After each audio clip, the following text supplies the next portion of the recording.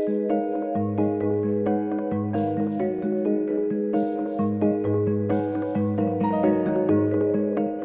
and welcome to Greenbelt This Week. I'm with Amy Hansen of the Greenbelt News Review.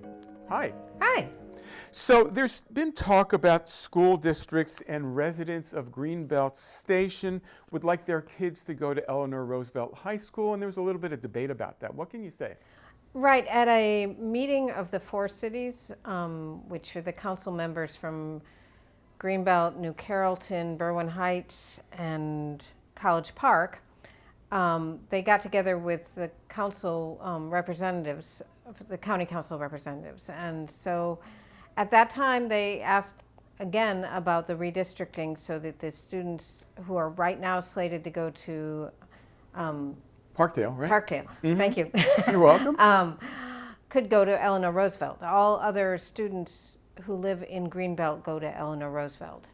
So what's some of the background information here? Was there at some point an agreement that all Greenbelt students would go to Eleanor Roosevelt? Is that true? Right.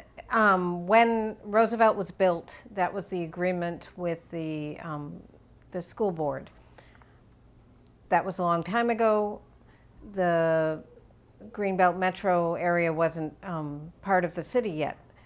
At this point, they're saying, well, Eleanor Roosevelt is too crowded, and so they should go to Parkdale, which is equally close. More to the point, there's an equity issue, according to the council member who was telling us, it's Hasselbrook.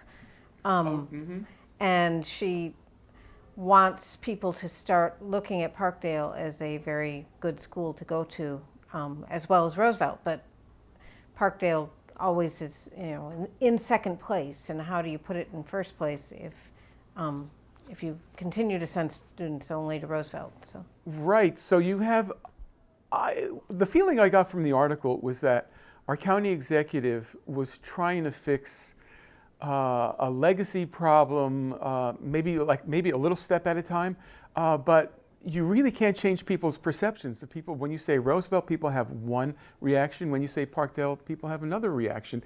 And I wonder if maybe the people who came to Greenbelt Station, if they didn't go, well, I moved here so that my kids could go to Roosevelt. And quite possibly they did. I don't know any of them personally to know if they did, if that's what was in their mind as they moved there. It would be very, very frustrating as a parent to have thought you were buying into one school district and have it moved. It isn't true, though, that you can't change people's perceptions about a school. That there are, at this point, Greenbelt Middle is a very good school. When Phoebe would have been there, it wasn't. And we worked very hard. By the time my children went through, it was a good school. So it can be changed. It takes a whole lot of work. Parkdale has some very good programs. Do people pay attention to them? Not completely. It's right. So it takes a coordinated effort between parents and I guess school administrators to change that perception, right? It does. And it takes some PR work to highlight the programs they do have, like Parkdale has the International Baccalaureate program that no other school in the area has. And that's a very important program. So it's very cool. But people don't know about it or are more excited about the science and tech program that Roosevelt has. So this fall we have got city council elections coming up, and I guess the window is open for new people to run. And what are some of the mechanics of people who choose to run? So people are getting ready to grab their nomination forms, which you have to then present to other city residents saying, they want to be a person running for the city council, and you have to be a registered voter in order to run for city council. And the big change is that this year we can have 16 and 17-year-olds voting. So they need to register to vote. They cannot run for office until they're 18. That rule has not changed, but they can vote in the election, in the city election. I guess anyone who's lived here for a while knows that it's hard to get on council unless someone who's already on council decides to not run again. This is true. It's very hard to beat the incumbent.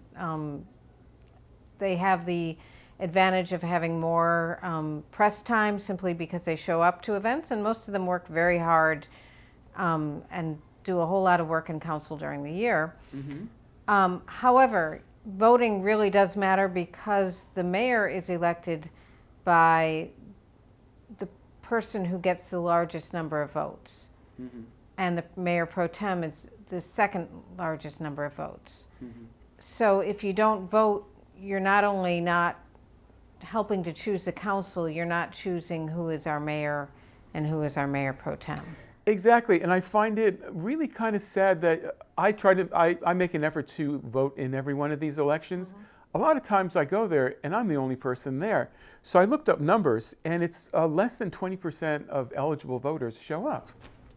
It's a big problem, and people have discussed moving the election to an even number year when you're coming out anyway for the national election, but it feels like we would lose something very central to our city if you did that, because you wouldn't be paying attention to our city election at the same time you are a national one.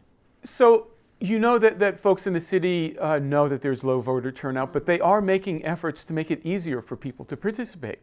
Right, they're now having early voting not only at the municipal building, which I know they had last time, but also at Shroom Hills and at Spring Hill Lake Recreation Center. So people can stay in their own neighborhood and vote earlier than before. Great. So we want people to get out and vote. It's our privilege that people have fought for, right? Yeah. Right, and it's not until November, but we'll be hearing a lot about it between now and then. Great. Amy, thank you very much for letting us know and keeping us up to speed on what is going on in Greenbelt. We'll see you soon. Thank you.